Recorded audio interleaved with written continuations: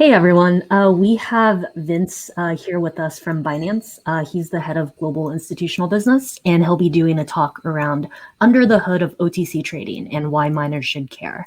Once he starts talking, can you confirm that you can hear him? Thanks, Tintu. Hey guys, just want to confirm, is everyone around?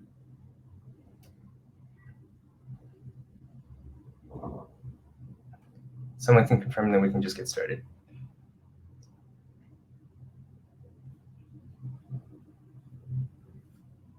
All right, great, thank you. I'm going to cut to the presentation. So I think the way we do this, we'll have a session of, let me go through this first, and then we'll have some Q&A after. I'll try to answer most of your questions. So thank you for coming, and welcome to Under the Hood of OTC Trading. Just want to thank Stopia Labs for setting this up and giving us a chance to connect. So I'm Vince Kwok. Very brief introduction. My background is in computer science by training. I've got a bachelor's and master's in it. And then in my professional career, I spent most of my career as a derivatives trader in traditional finance until about 2 years ago. And I caught the crypto bug, as we say. Met up with CZ, had a chat with him, and one thing led to another. I was very impressed with his vision for crypto and building out the ecosystem. And 2 years ago, I joined Binance to actually start the OTC desk here. And fast forward 2 years now, I also run a couple of other things, including, so I'm looking after the global institutional business, which covers some of our largest institutional clients.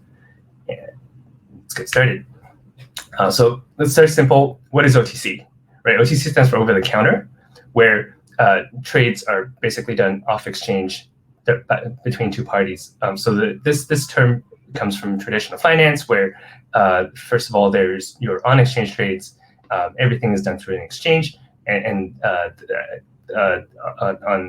aside from that, there's also off-exchange trades between two parties bilaterally.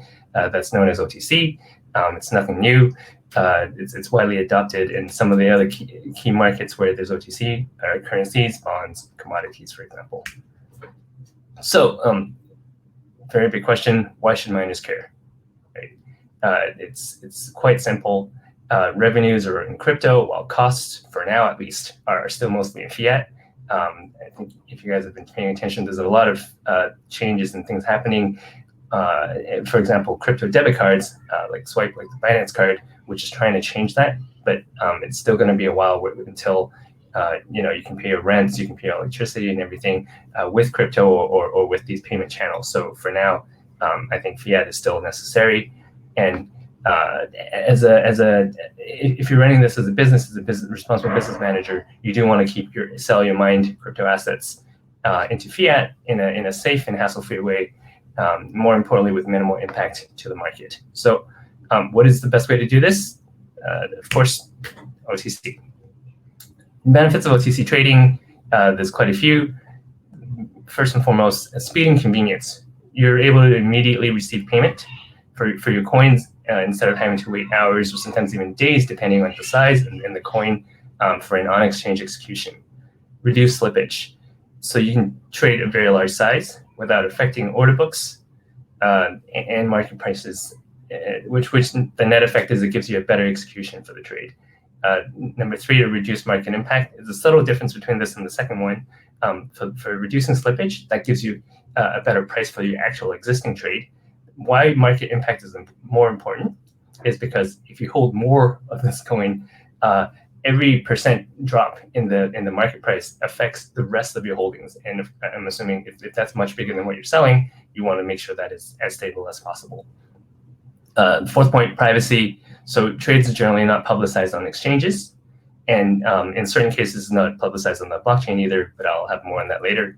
And finally, with OTC trading, it is a white glove service. So if there's anything special that you're looking for to get within your trade, special terms, special things that you need help on, OTC trading is able to help facilitate that.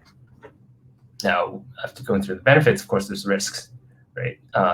First and foremost, the biggest risk by far is counterparty risk. If you get a bad price, right, yes, you can be 1%, 2% off, something like that, but generally it's not going to be the end of the world, right? Counterparty risk is where if someone runs away with your coins, you don't get the money back. That's losing 100% of the trade. So there's always you want to avoid that at all costs. So in this day and age, the market is actually very, very developed and very, very liquid. So there is absolutely no need to go to middlemen or the rest, maybe less reputable desks. I would strongly advise you to save yourself the hassle and not take that risk. Settlement and operational risk, it's a smaller risk, but it also exists where there may be delays in the settlement. You may not get your coins as quickly or your fiat as quickly as you need to. Banking issues where banks may come back and block the money, for example. So that's always a bit painful and tricky. And I'll talk about that in a little bit as well. But sometimes stable coins does help get around that. Quality of coins, there's no way to check the coins that are that users receive sometimes, and that can also be quite important. Now, on exchanges, most exchanges or many of the large exchanges will have on-chain analysis tools, so that helps make things a little bit better. And of course, the smaller one, but there are those who still charge additional fees. For example, middlemen. For example, there's some hidden costs involved, but most of the time these days, you will see an all-in cost, all-in price, and there's nothing on top, which simplifies the process. Some misconceptions about OTC trading. I hear this a lot, and some of them are quite amusing to me, at least. So the first one, if you're a whale and you want to trade a large size, OTC lets you sell at a premium basically higher than the market, or buy at a discount to the market. Now, of course, this is generally, at least in my case, right, absolutely not true. If I, as a desk, right, am looking to buy, or if I have coins I'm looking to sell, I would just, instead of selling it at a discount to someone, I can simply sell it into the market. Most desks have pretty sophisticated risk management algorithms these days. So it's not just a bilateral trade. On the other side, on the risk management and the hedging, OTC desks do access the exchanges, tap into the liquidity of the markets. Yes, they do take some risk over the course of the trade as they unwind the hedge, but there's absolutely there's almost always no need to trade at a price that is away from the market for the desk. The desk is the market maker, so similar to, again, traditional finance, that's generally how it works, right? Second one, OTC desks or traders require proof of coin or proof of funds. Again, this is more for, I think, some certain less trusted parties may ask for that because they also get asked the same thing. If you do your due diligence on the desk, on the traders, on the counterparties, and go to the reputable ones, this is not necessary. And in fact, most OTC desks will keep inventory. For example, we do as well. But then we're not going to keep tens of $millions of every single coin because that is very capital inefficient. There are ways to acquire that very quickly, to deliver it very quickly, but it's not going to be sitting in some wallet ready to. No one's going to have $50 million of each of the top 50 coins to deliver to you. But again, there's ways to acquire that and to deliver it. So that's where essentially OTC, the OTC desk comes from, right? Third, if OTC desks match buyers with sellers, you have to wait for them to find the other side before you actually get the trade done. Again, this is again not true. Ideally, of course, it's best when we can match two sides, but that rarely actually happens. So what you end up doing is the desk will be taking on the risk. And as I was saying previously, we will have risk management and algorithms that help manage and hedge the risk as we go along. So pretty much as long as the desk is open, as long as someone is there, as long as the portal is there, you'd be able to get your trade done quite quickly. And finally, OTC trading is only between BTC and Fiat.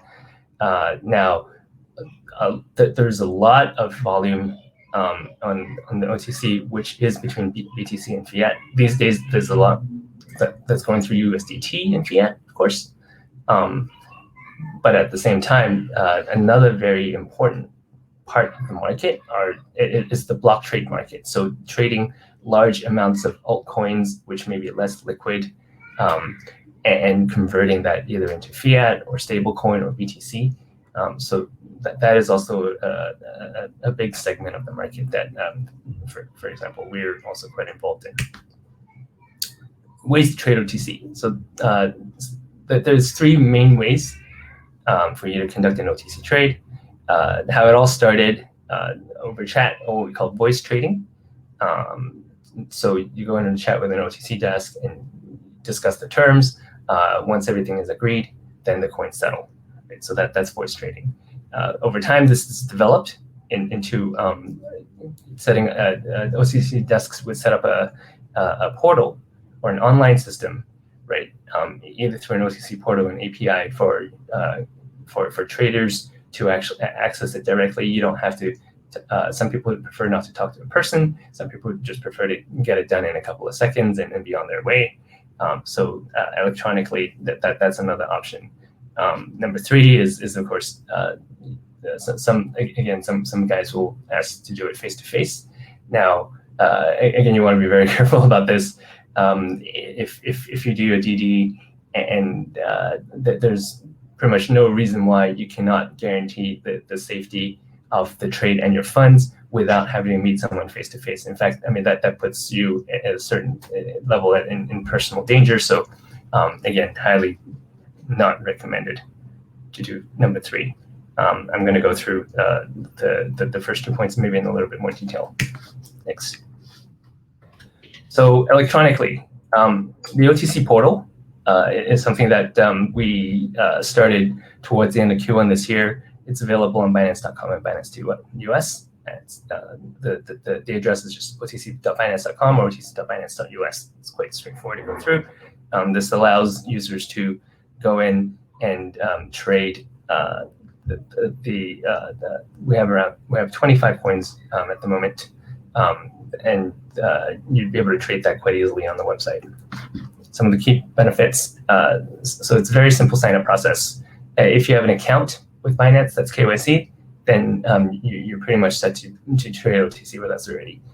So most of you are probably already set up to do this. For Fiat, there's because most of Binance is coin to coin right now. For a Fiat process, there is an enhanced Fiat KYC process. We need to check to confirm the bank account, for example, and things like that. So there is an additional process, but we can get through that as well. There's a large universe of coins supported.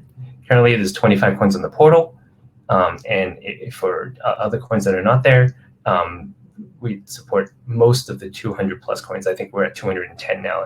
I just checked, that are listed on Binance. There's a quick and hassle-free settlement. So unlike some of the external OTC desks, since everything settles here on the platform, which means you don't have to send your coins anywhere. And once the trade happens, the coins are swapped into your account directly by the system. So there are no headaches about managing wallets or checking addresses, seeing whether the other parties received it.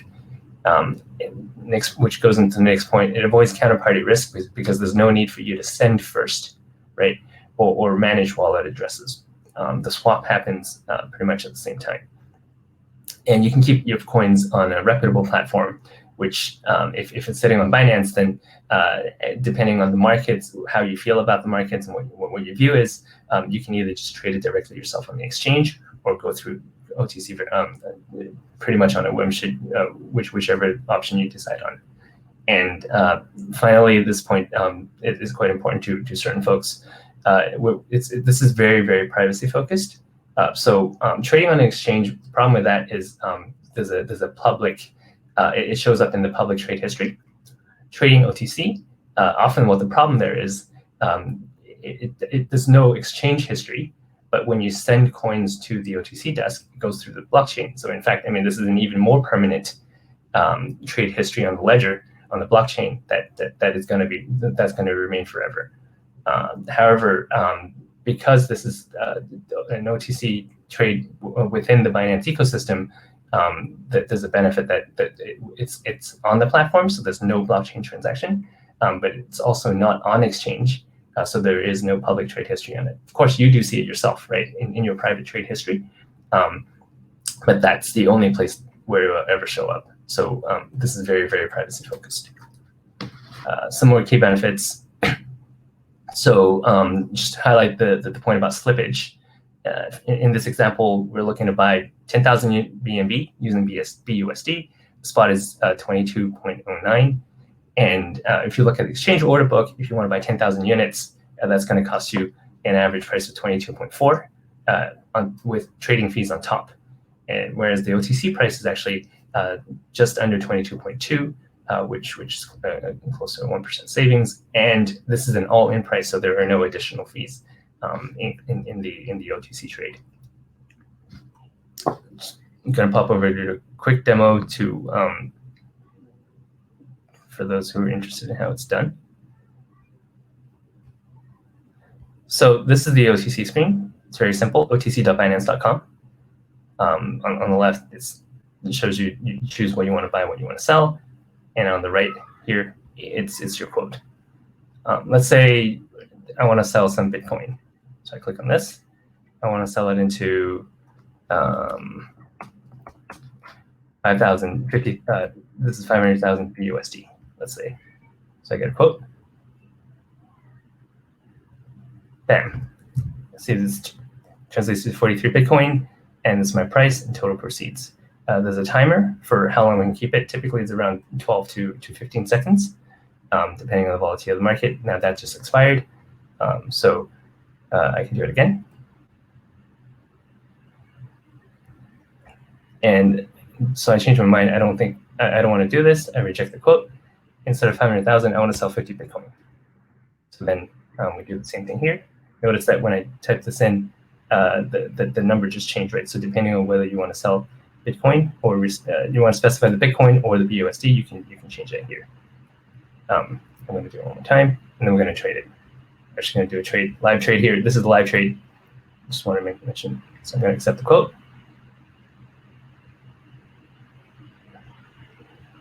And there we go. That's done. You just got a trade confirmation, 50 Bitcoins. It's your price, total proceeds, and that's the total.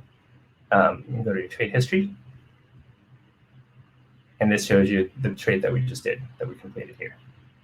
It's all very clear for anyone who wants to use it. And bam, we just traded that in about a minute with the introduction. So aside from electronic trading, which we just did, we also have voice trading. It's for those who want to trade coins that are not on the portal, or prefer a more personalized service with personalized trading. Of course, this goes through chats. So what we'll have is that we'll open a group to discuss this and walk you through any questions that you have, on Telegram or WhatsApp. Most of this is generally on Telegram in the space. For more information, feel free to contact us, or you can find out more at the link, binance.com, EN OTC trading. Finally, I just want to touch a little bit on fiat trading and stable coins. Again, there's a very strong impression generally that when people think OTC trading, a lot of people think, okay, it's moving USDT and BTC into dollars and back, right? So this is a bit of an unpopular opinion, but I personally think that selling your crypto exposure into USD exposure does not mean that you have to sell it into USD every time. Fiat is slow. Going through bank accounts, especially, you can't do it on the weekends. You have to wait to bank hours. It's not 24/7. There may be certain issues with the bank not accepting the cash, depending on which counterparty you're dealing with. If not all banks are welcoming crypto with open arms, so that there's always a little bit of a risk or a concern there, and also sending it back if you need to put it back into crypto does take time as well. So a better treasury management solution is to actually separate the risk management side, which is selling crypto into stablecoins, and the fiat conversion, moving stablecoins into fiat. Right. Benefits here: stablecoins can be quickly moved back into the market if you want to buy Bitcoin, if you want to buy other cryptocurrencies.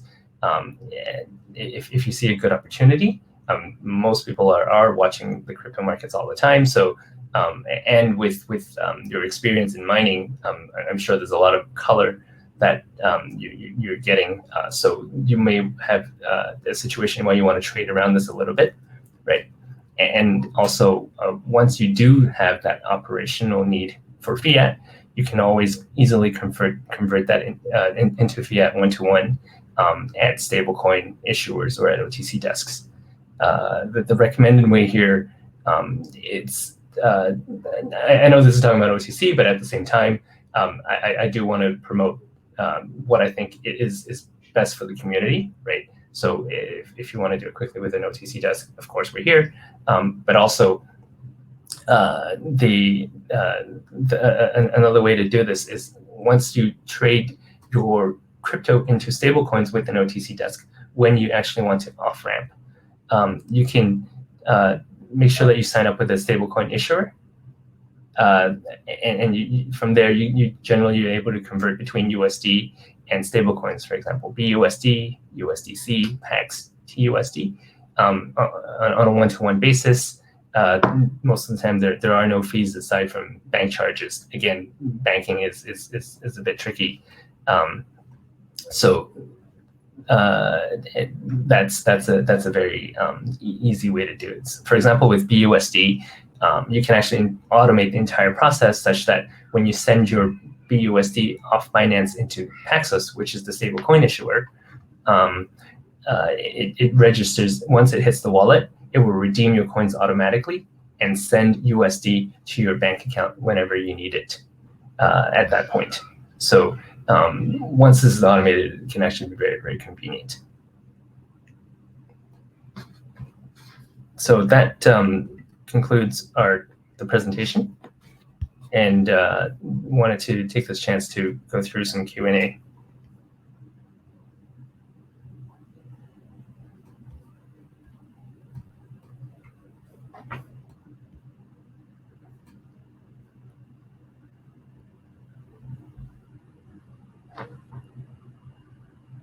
Ready to take any questions if anyone has anything.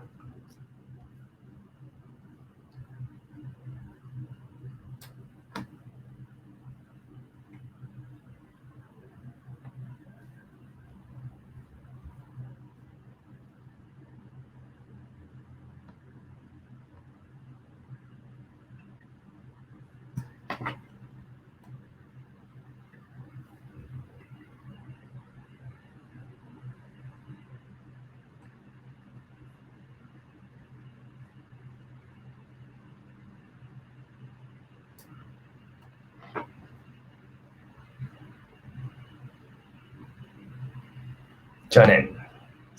What are some of the concerns you might have regards to resilience security while developing an OTC solution for Binance? That's a great question. So there's a lot of risks involved in dealing with OTC desks and finding an OTC solution, right? As I mentioned, counterparty risk is one, security is another. Now, security is a very expensive investment, and not all OTC desks. Most OTC desks are relatively small and not very well capitalized, and it is a business where margins are shrinking. So I do think ultimately just like in crypto, for crypto exchanges, the OTC market will consolidate into more and more large players. Now, where how we do this, right, is we've made a very conscious decision to say that, okay, we know that OTC is just one big part of one part of this big ecosystem, and we want to take advantage of this not just the brand of Binance, but actually the security investment that Binance has put in to secure a wallet, each user's wallet. So everything sits within the Binance ecosystem and the wallet system, such that in a sense, security is 100% taken care of by the top-notch security team that secures your wallets here. So with that in mind, if you think about it, we've got the backing of the full Binance security team with millions of users and dealing with millions of wallets on a daily basis there. So that's why, in addition to just from a reputation perspective, it is actually a very secure system that compared to a lot of competitors or a lot of OTC desks out there.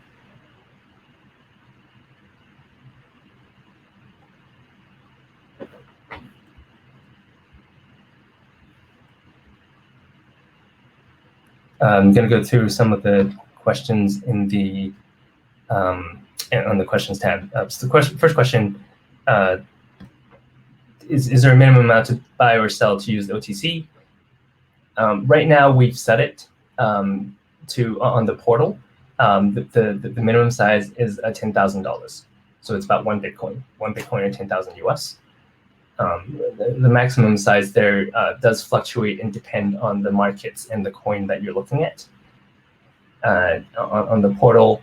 And for anything that's larger than what's acceptable or available on the portal, or for coins that are not on the portal at all, again, feel free to talk to us manually over chat, and we can walk you through we can get the trade done manually. The second question, does Binance use voice, humans, robots, or both? The answer is all of the above. So we trade over voice on chat. Second question, and also there is for trading for actual RFQs, instead of trading that on the chat. So some people started developing RFQ bots on Telegram that you can use, but actually we decided to go one step extra from there, and we actually set up the OTC portal, right, which is essentially an RFQ bot, but there is a nice front end to it, and also on top of that, we're developing API access as well for those who want that. Is there a fee based on a schedule, or depends on the trade? It depends on the trade. Now, I want to highlight that there are 0 fees. We don't charge any additional fees. Trading on the exchange has a standard trading commission based on your VIP tier. But here in this case, this is an all-in price that is where we factor in. There is a spread added, of course, to factor in the risk for the size of the trade that we're taking. But aside from that, there are no additional fees.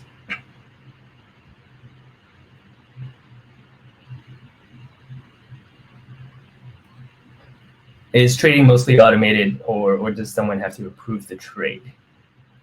So trading on the portal is 100% automated, and it's available 24/7. So that's the beauty of it. You can go on, log in at any time during the day, whatever time zone you happen to be in, and you'd be able to conduct a trade with the coins in your account. Most of the time, once you've traded, we swap the coins pretty much instantly. So settlement happens very, very quickly. In most cases, I would say. And this is in contrast to a lot of other external OTC desks, where first you would have to send your coins or your fiat to them, and then once they've confirmed receipt, they'll send it back. So no matter how quickly that process is, that's easily going to be, 30 minutes or an hour, during which time you have to sit there and wait and keep an eye on this. Here, everything happens automatically for you. You don't need to worry about that at all. Question about stablecoins. How would the USD stablecoin be converted into USD at a bank account? That's a good question. And just to elaborate on what I said earlier, that you can do it one of two ways, right? So an OTC desk would be more than happy to do that for you. But of course, there's going to be some charge on top of that generally. A far easier way, if you are looking to establish a business, right, and do this long term, then one thing that I do recommend is to get set up with a stablecoin issuer. Again, for example, Paxos, who is the issuer for BUSD, and then an easier way to do things would be for you to trade your coins into BUSD, the stable coin, which is essentially, it is again backed dollar for dollar. For every BUSD, there is $1 at a bank account, that there is a monthly audit that shows this at the Paxos website. So you can see all of this. It's fully audited and accounted for. I'd say this is a little bit different to Tether, which of course there's been various questions by the community about its backing. But as a first mover in the stablecoin space, of course, it does have the largest market cap and the highest demand. But for those who are looking to move into fiat eventually, some of the other stablecoins may be something that's worth looking at. And I would say that BUSD and USDC are both pretty strong front runners. All right, this was great. Thanks so much, Vince. We're going to transition to the next talk now. Great. Thanks for everyone for having me here. Yeah, thanks so much.